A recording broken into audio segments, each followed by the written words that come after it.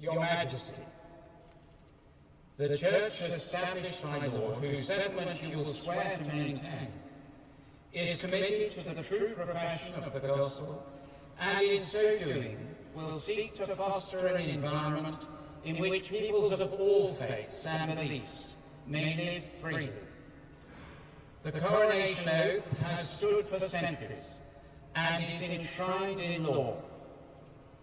Are you willing to take the oath? I am willing.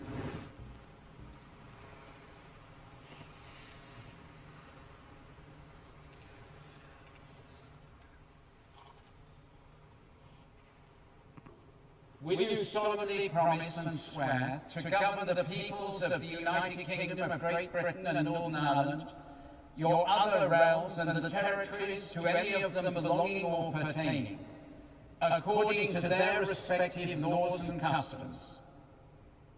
I solemnly promise so to do.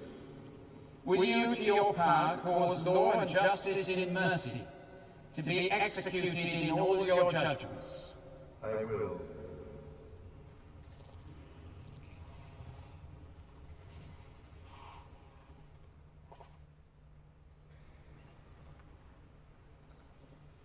Will you, to the utmost of your power, maintain the laws of God and the true profession of the Gospel? Will you, to the utmost of your power, maintain in the United Kingdom the Protestant Reformed religion established by law? Will you maintain and preserve inviolably the settlement of the Church of England and the doctrine, worship, discipline and government thereof, as by law established in England?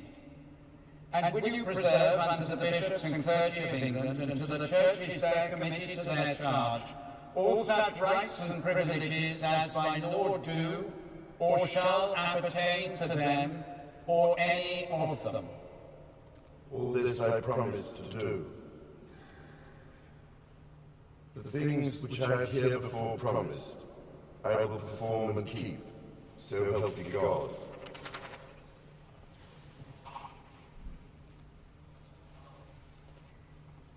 Your Majesty, are you willing to make, subscribe and declare to the statutory accession declaration oath?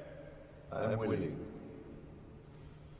I, Charles, do solemnly and sincerely, in the presence of God, profess, testify and declare that I am a faithful Protestant, and that I will, according to the true intent of the enactments which secure the Protestant succession to the throne, uphold and maintain the said enactments to the best of my powers according to law.